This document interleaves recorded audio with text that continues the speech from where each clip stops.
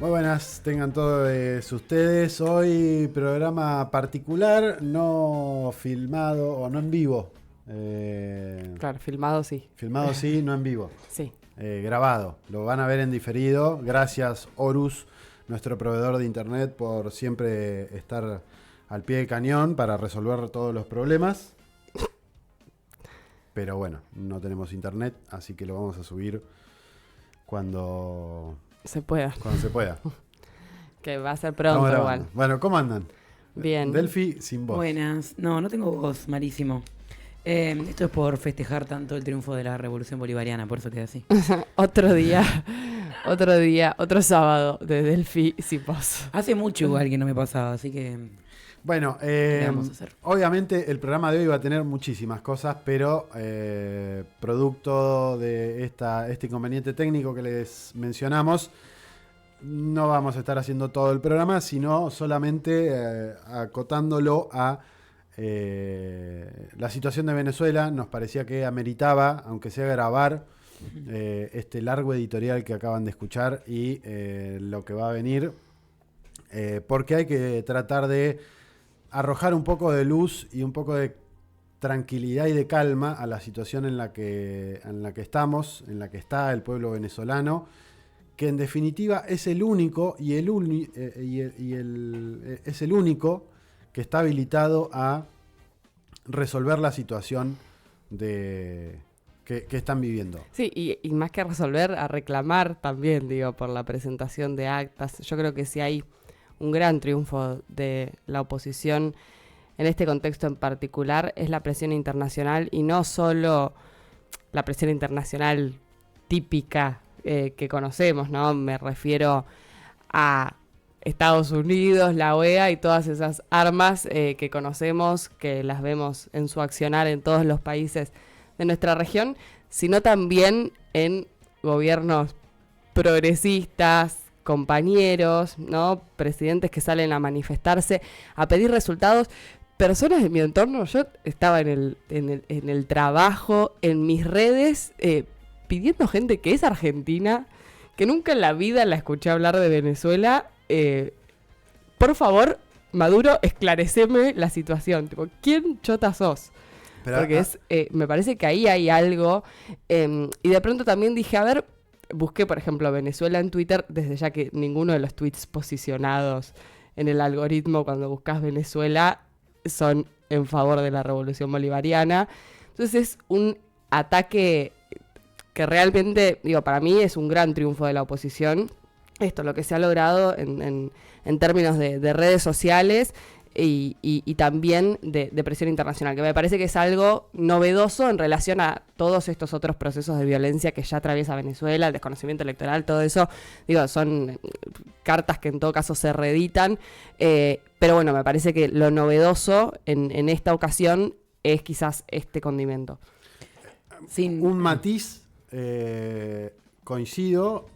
Lo único que me parece es que es este sector violento de la oposición el que logró ese objetivo, junto con la ayuda del imperio. Sí. No lo mencionábamos en la editorial, pero los otros 8 candidatos, al igual que Nicolás Maduro, fueron al Tribunal Superior de Justicia para pedir que se haga una investigación de por qué se había demorado el proceso, que se investigue desde dónde vinieron los ataques cibernéticos al CNE, etcétera, etcétera. El único que no fue es Edmundo González. No, también digo, ahora ya con los resultados del CNE sobre la mesa, los oficiales, con el más del 96% de las actas escrutadas, tampoco hubo una respuesta de decir, bueno, acá están los resultados, nadie le dio, como que ya está, la tendencia fue entreguen las actas, y ahí quedó, teniendo en cuenta que María Corina Machado salió a decir que había ganado Edmundo Urrutia con un 73% de los votos. Nadie pidió constancia de ese supuesto triunfo, que era, además, es imposible de que sea cierto, porque si hay algunas cosas que se venían señalando desde antes, por ejemplo, lo poco que vota el sector opositor a Maduro, porque nunca tuvo un candidato, veníamos hablando acá, ya venían denunciando fraude porque se veían que iban a perder, porque si vos vas a una elección con la certeza de que la vas a ganar, no arrancás la partida 4 meses antes denunciando fraude y ni hablar de otras intentonas previas en elecciones anteriores. Y aparte hiciste una buena elección, porque digo, la oposición hizo una gran elección, digo, en los números. Sí. Sí. E incluso, digo, si pensás en términos de abstención, digo, veníamos de una elección en 2018 con una abstención de más del 55%, es decir, solamente había habido un 46% de participación electoral. Lograste, y para mí hay algo ahí de la movilización opositora, digo, que bueno, que lograste quizás encauzar en un candidato o convencer a un par de personas de ir a votar, efectivamente, llegamos a una participación del 60%, que digo, para mí es importante, y en números hiciste una buena elección, digo, sacaste el 45% de los votos, bueno, hiciste una buena elección. Y hay que poner el agregado de que la gran mayoría de las personas que se fueron de Venezuela Eso quería comentar. son antichavistas, Sí. son anti-Maduro. Y que no todas, o digamos, no la gran mayoría votó, porque no se inscribieron, porque hubo dificultades con eso. Por lo tanto, salir a decir que ganaste con el 73% de los votos cuando tu principal base electoral no pudo ir a votar, también hace poner en cuestión incluso tus denuncias de fraude, porque son, bueno, ¿cuál es la contracara de lo que vos estás presentando? Sí. Y después que también hay poco estudio sobre cómo funciona la política. Digo, acá, por ejemplo, cada vez que vamos a hablar de un país, intentamos por lo menos analizarle si tiene una república, si no es una república, si es monárquica, si es república. Digo, La base características legal. de la base legal, y el que no sepa que el Consejo Nacional Electoral es un poder propio en Venezuela, no puede ni arrancar de hablar de cómo funcionan las elecciones. Sí, porque hay que estudiar un poco de cómo funciona un sistema político de cada país para hablar un poco más sobre qué pasa. Y bueno, acá se dio, vieron estos memes sobre, bueno, dejé de ser experto en Venezuela, ahora soy experto en endocrinología trans, con todo lo que pasó en los Juegos Olímpicos. Pero hay mucho de eso, digo, acá nosotros para intentar sentarnos a explicar o a entender qué pasa en un país, culo a la silla también, digo, opinar y denunciar con tanta liviandad, fraude o sobre cuál es lo definitorio en cada uno de los países, o desde una cuenta matemática en una calculadora, decir que porque dividiste un número por 100 tenés la resolución de lo que pasó en Venezuela, y la verdad que da bastante pena. Sí, y lo más preocupante me parece es que, y ahí sí me parece que es esto que decía Mir, que haya ganado o que se haya logrado instalar al punto de que gobiernos que no se puede decir que son enemigos de la Revolución Bolivariana, No. se puede decir incluso hasta que son aliados de la Revolución Bolivariana, hayan planteado, excepto México, que AMLO fue muy sensato en sus palabras y dijo, Sí. hay que esperar los resultados, no hay que meterse, no hay que hacer injerencia. Lo único que sí, obviamente, tienen que estar los resultados sobre la mesa, tienen que estar publicados, pero digamos, eso es algo que le reclamaríamos a cualquier proceso electoral. Pero eso es obvio, que eso tiene que suceder. Lo mismo, con la misma vara medir lo que hizo Colombia o lo que hizo Brasil. En los dos casos, tanto Colombia como Brasil fueron más utilizados que AMLO en términos de la narrativa anti-chavista o anti-revolución bolivariana, porque fueron más utilizados para decir, no, Lula dijo que hay que... Bueno, pero se sabe, es obvio que tienen que estar los resultados finales. Ahora, si el órgano electoral de Venezuela, que no está, que es un poder como el ejecutivo, como el legislativo o como el judicial, es un poder aparte en Venezuela. No sé si hay otro país en el mundo donde se dé esta particularidad. Bueno, sobre todo los presidentes y los gobiernos tendrían que tener esa consideración, porque no es de la misma vara con la que se juzga. Y ahí es donde me parece que ahí sí hubo un triunfo de el imperio. Sobre todo, bueno, antes de que hablara Brasil por segunda vez, Biden tuvo una reunión con Lula a puerta cerrada, supuestamente, un llamado telefónico donde hablaron. De hecho, el primer comunicado que saca la Casa Blanca es: hay que esperar los resultados, no hay que apresurarse. Pero bueno, también sabemos que Estados Unidos tiene un proceso electoral y una disputa feroz hacia el interno, que también juega a la hora de ver cómo responder a un escenario como el venezolano. Dicho sea de paso, después salió Blinken a decir que había ganado la oposición, salieron todos después a decir, no, ganó la oposición. No, y aparte esta plataforma, digo, de resultados con venezuela.com, donde estaba este 73%, incluso el propio presidente de la República Argentina, Javier Milei, dijo, ustedes ven los resultados de Venezuela acá, cuando no es una página oficial, cuando tampoco había ninguna constatación de que esa información, o sea, no había, o sea, desde no tenía Miami, un acta. Pero Sí, es que no tenés haciendo la forma plataforma. no tenés forma de chequear que eso es real. no, desde ya. Y que además, esto por eso marcaba lo del Tribunal Supremo de Justicia. Al Tribunal Supremo de Justicia fueron a pedir que se investiguen qué había pasado con el CNE y a llevarle todas las actas partidarias que tenía cada uno de los partidos. Fueron 9 de los 10. El único que no se presentó fue González Urrutia. Esto me parece que no es menor. Fue la única fuerza que no se presentó al CNE que no se presentó al Tribunal Supremo de Justicia con las actas en mano para corroborar y chequear lo que estaba diciendo el CNE. Fue la única. Los otros 9 candidatos, y por eso me niego a decir que la oposición logró, sino esta oposición violenta y antipatria y golpista fue la que, junto con el aparato mediático y de redes sociales del imperio, lograron instalar fuera de Venezuela este escenario de supuesto fraude, de bla, bla, bla. Sí, y no solo eso, digo, me parece que también se logra instalar esta cuestión del autoritarismo, ¿no? De la dictadura. Uh-huh. Incluso... igual eso ya venía.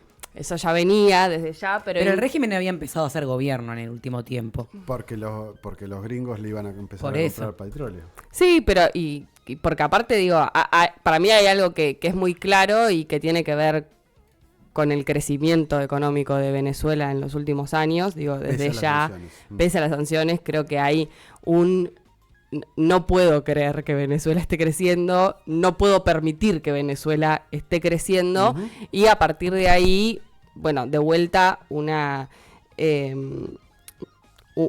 envalentonada, pero fascista e incluso autoritaria en los términos de lo que se propone como escenario ahora. Digo, la violencia que vimos en las calles en los últimos días me parece que responde a eso que ellos denuncian, o sea, a ese autoritarismo que ellos denuncian. Bueno, acá hay una realidad que es el exterminio del otro, o sea, realmente el incendiar estatuas de Chávez, tirarlas, vandalizar... De grandes figuras, digamos, indigenistas incluso de... Vandalizar centros comunitarios, todo lo que por ahí es símbolo de la revolución bolivariana, me parece que habla también de ese deseo de exterminar al otro, y de exterminar al otro porque piensa distinto políticamente. O sea, ahí me parece que hay un componente que es sumamente trascendental, e incluso hasta también, no solo porque piensa distinto políticamente, sino también hay algo ahí de clase, que es claro, digo, porque incluso muchas de las cuestiones o de las cosas vandalizadas son, por ejemplo, los clubs, un montón de donde se entregan alimentos, digo, un montón de servicios públicos, sí. Que son para el uso del pueblo venezolano y del pueblo que generalmente tiene bajos recursos. Entonces creo que hay ahí también un componente sumamente fascista, sumamente autoritario, que es lo que le demanda esta oposición violenta al gobierno de Nicolás Maduro. Y que es también, digo, porque si uno lo lleva acá en este caso está surgiendo, ¿no? Como un poder extra estatal, ¿no? En la Argentina lo vemos directamente consumado en el poder político, y ahí me parece que también se resume, digo, en estas denuncias de autoritarismo, o de que, bueno, la dictadura de Maduro es... una autocracia, una cosa así, lo tenían mirando La Nación más, era escandaloso. Digo, por ejemplo, la diferencia, recién hablábamos de los comunicados de Colombia, Petro, junto a Lula y a López Obrador, no se echó a las embajadas de esos países que pedían, por ejemplo, los resultados, porque es un reclamo legítimo, como veníamos diciendo. ¿A quién se echó? Bueno, a un país como la Argentina, que salió a decir que ganó Edmundo González, que salió a decir que avalaba la violencia, que había que impulsar más todavía la violencia, que compartía los datos de un centro de cómputos totalmente ilegítimo, y que ni siquiera hoy, porque estamos hablando a 2 de agosto, el día de ayer, no se pone de acuerdo ni siquiera intracancillería sobre qué piensa, porque mientras la Cancillería Argentina está diciendo que hay que esperar a ver cuáles son los resultados porque todavía no hay ninguna confirmación, sigue vigente el comunicado de la canciller Diana Mondino diciendo que el ganador fue Edmundo González. Entonces, a esos países son los que Venezuela dice no hay marco para las relaciones bilaterales, no que me voy a encerrar de cualquier país del mundo. Entonces también me parece que ese tipo de matices hay que tenerlos en cuenta. Y por otro lado, volviendo al tema de la violencia y por qué lo conectaba también con la Argentina, porque también hay que entender que alguien que está detrás de esta violencia organizada son las redes sociales. Y a veces me parece que nos quedamos cortos hablando del imperio, porque hay que hablar de los grandes poderes. Elon Musk. Yo me acabo de ver ese otro día con el video de Chávez, Maduro. de Maduro. Diciendo, Elon Musk, vení, Te invito a boxear. Te invito a boxear, Elon Elon Musk. Pero hay que ponerlo, pero a mí me parece perfecto ese video, Sí. porque hay que ponerle nombre y apellido a la violencia. Elon Musk fue una de las personas que mayores fake news difundió en su propia red social, en la cual no hay ningún tipo de límite a la libertad de expresión, límites que son necesarios, no a no poder decir cualquier cosa, sino por lo menos por una aclaración de que lo que está diciendo es mentira, como por ejemplo se hace con otros comunicados, o aclararle abajo de dónde sale esa información, como se hace con medios como RT en español, con otros, pero no se hace, por ejemplo, con Elon Musk, no te dice Elon Musk, dueño de X, y además pone guita para que extraigan el litio de todos los países, y justo en los países donde intentan instalar dictaduras. Digo, no te aclara eso en el subtítulo, y justamente me parece que esta difusión en redes sociales o este triunfo que podemos ver de esta oposición golpista no lo podemos escindir de cuáles son las plataformas donde esto se difundió y cómo no hay ningún tipo de límite y quiénes son los que también hoy están atrás de estos golpes de Estado, de estos intentos injerencistas que muchas veces exceden incluso a los grandes estados como lo conocemos como Estados Unidos, como la Unión Europea. Sí, para mí es clave esto. Cuando lo escuché a Maduro decirlo, dije, por algo están a la vanguardia de pensar la revolución, porque es algo que por lo menos lo venimos discutiendo acá mucho, de cómo los poderes concentrados, sobre todo hoy en términos comunicacionales, tienen un poder impresionante para marcarte una agenda. De hecho, las revoluciones, llamadas revoluciones de colores en Medio Oriente o en Asia Occidental, comienzan de esa manera, por transmisión. A ver, para mí, hoy por hoy, dicho todo esto, no es casual que Elon Musk haya comprado Twitter. No, desde ya.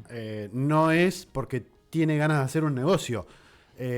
Recordemos que lo primero que dijo es: compro las acciones de Twitter, lo primero que hago es devolverle la cuenta a Donald Trump. Más allá de que estuvo mal que le cerraran la cuenta a Donald Trump. Pero Donald Trump es otro de los que, al igual que Javier Milei y que un montón de otros, Jair Bolsonaro, siguen promoviendo la difusión de mentiras, de una cloaca de caca, porque no es otra cosa que eso, es una cloaca de caca que difunde información sin chequear, falsa directamente, mentiras, construcciones narrativas que hablan directamente pestes de el adversario político, si querés ponerlo en algún punto. Y me pareció súper interesante o súper importante, por eso decía lo que hizo AMLO, lo que hizo Andrés Manuel López Obrador, que dijo incluso lo que hizo Blinken de reconocer a Edmundo González como ganador es sobrepasarse. Lo mismo dijo de la OEA. De hecho, el payaso de Almagro diciendo, no, vamos a pedir la captura internacional de Nicolás Maduro. La captura internacional de Maduro ya estaba pedida, aparte. Pero Te quedaste anda con 5 otro. años. Tarde, Almagro. A otro con ese cuento. Pero bueno, la cuestión es que, de todas maneras, sigue llegando información todo el tiempo. Hay que ser muy, muy, muy, muy precisos con la información y tratar de chequear. Acá volvemos al periodismo y a lo que decía Delphi hoy. Es muy importante, sobre todo en este contexto, con Venezuela en particular, chequear 2, 3, 4 veces con 3, 4 fuentes diferentes la información que nos llega. Sea de compañeros o sea de no compañeros. Porque también pasa mucho que se filtran memes, se filtran informaciones que son cosas que producen ellos, que produce el imperio, que puede parecernos que es algo que podría llegar a ser una información fidedigna y verdadera, que incluso nosotros reproducimos y que después termina siendo una falacia, una mentira. Digo, por ejemplo, una imagen que circuló mucho, que fue un video de gente en el estado Falcón tirando una estatua de Chávez que había sido de 2017. Incluso periodistas venezolanos publicaron eso como si hubiese sido una cosa real, que después entrabas a la cuenta y lo habían borrado porque habían chequeado esa información y se habían dado cuenta que eso era un video de 2017, de 2014. Entonces me parece que en estos momentos particulares hay que estar muy atento, sobre todo a la información oficial que salga de Venezuela. Obviamente hay que leer lo que diga la oposición, hay que seguir leyéndolo, pero a toda la oposición, no solamente a esa facción que hoy pretende seguir desconociendo y llamando a la violencia y asusando.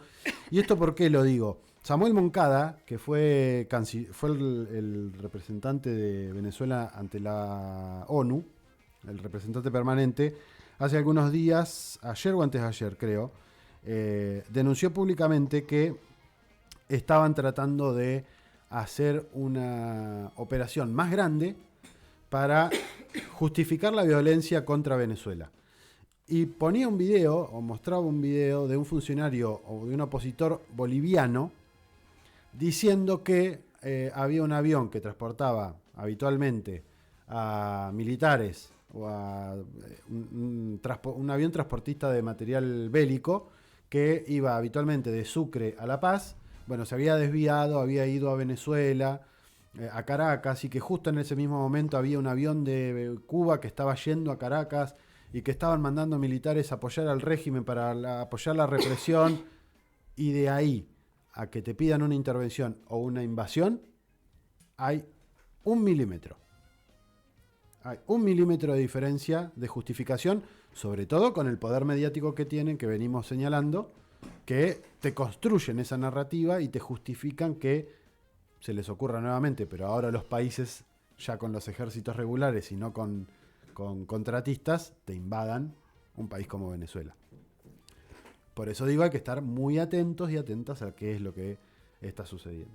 Sí, no, yo iba a agregar por ahí para ir cerrando también que habrá que ver qué pasa. Digo, a mí no me quedan dudas, sobre todo por la extensa trayectoria que ha recorrido el chavismo y que ha recorrido la revolución bolivariana, que esto va a tener una resolución pacífica, digo, como la ha tenido en otros momentos de la historia, sobre todo porque entiendo que este es un escenario que se veía venir leguas atrás cuando empezamos a caminar el proceso electoral, cuando se empezaron a presentar las candidaturas. O sea, hay ahora un recurso presentado en el Tribunal Supremo de Justicia, en la sala electoral, lo presenta Maduro, es un recurso contencioso electoral para tratar de alguna manera de dibujar un mapa de resolución a este escenario de confrontación planteado por Edmundo González y por María Corina Machado. Después también, digo, hay que ver ahí qué papel puede jugar la Constitución, entendiendo que la Constitución ha sido siempre una herramienta que ha permitido de alguna manera de salir de un montón de escenarios de conflicto. Digo, el caso Guaidó me parece que es muy ilustrativo de eso. Y por último, después, la permanente convocatoria de Maduro a el diálogo, a la paz. Digo, Maduro viajó a todos los países donde dijeron, vamos a hacer una mesa de diálogo con la oposición. Viajó siempre se sentó, siempre dialogó, y me parece que queda clarísimo que el único sector que nunca le interesó el diálogo, que siempre apostó por la violencia, de hecho, si hoy pensamos por qué María Corina Machado no pudo ser candidata, y fue porque hizo toda su carrera política bajo un escenario de violencia, apostando siempre a la confrontación, pidiendo siempre las sanciones contra el mismo pueblo que dice representar. Entonces, creo que parece que está muy claro que Maduro sigue apostando al diálogo como salida, incluso en el discurso muy largo que dio post elecciones volvió a convocar al diálogo, dijo vamos a ir por el camino de la paz, y que es algo que incluso en el video que veíamos la semana pasada, que había grabado nuestra compañera la Colo Fernanda Pereira en Venezuela, digo, había un montón de compañeros venezolanos que remarcaban la cuestión de la paz, ¿no? Que me parece que sigue siendo central para que la revolución siga en pie. Así que bueno, veremos cómo termina este capítulo. Y que me parece que además de la apertura al diálogo, a la paz y a la construcción de de un pueblo, digamos, que a partir de cómo se va recomponiendo también económicamente, pueda ir encontrando otras salidas, también se viene una nueva etapa para la revolución bolivariana. Me parece que eso es también importante reconocerlo. Es como decíamos hoy, ¿no? Los números que le dan a la oposición también hablan de algo. Entonces va a tener que haber un proceso necesariamente de repensarse, porque los tiempos fueron cambiando, son inevitables, digamos, las tecnologías, la inteligencia artificial, los nuevos tiempos, la forma de atravesar, y también la instalación del capitalismo ya a esta altura, no digo apoyándolo, sino bueno, cómo se repiensa una alternativa al capitalismo cuando ya el mundo dice que es la única posibilidad que hay. Bueno, esas cosas que son cambios de época, que son otra etapa distinta que cuando Chávez inició con la Revolución Bolivariana en inicios de los 2000, bueno, van a hacer que se repiense, va a ser necesario para que obviamente estos resultados puedan darse vuelta de cara a las próximas elecciones, que aparte son todo el tiempo, porque si algo nunca dicen desde la oposición golpista, en que en elecciones en Venezuela hay elecciones todo el tiempo, porque tiene un nivel de participación popular altísimo que nosotros no llegamos ni a imaginar en otros países. De hecho, en Marcha de Gente estamos todo el tiempo hablando de elecciones en Venezuela, porque hay cada meses más o menos, y ya se van preparando en otros estamentos del Estado para eso.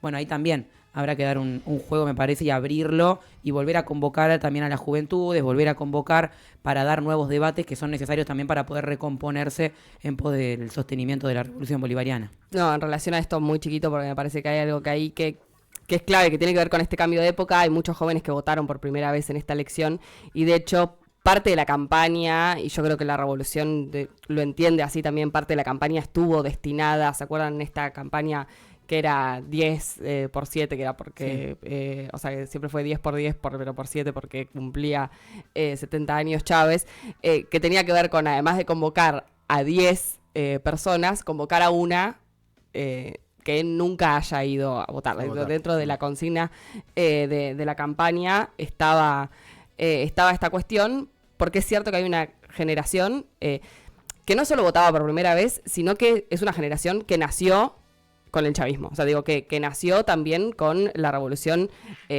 instaurada, y me parece que eso también habla de algo que, bueno, que hay que poder mover, digamos. O sea, son personas que quizás, no saben qué pasaba antes en Venezuela. Entonces, me parece que ahí hay algo clave para, tratar de fortalecer la revolución, digo, ¿no? Convocar a una juventud que, está claro, empieza a ser un actor importante. Vamos a seguir hablando de Venezuela en esta especie de especial que ustedes van a poder disfrutar en diferido. Así que bueno, vamos a escuchar algo de música y seguimos en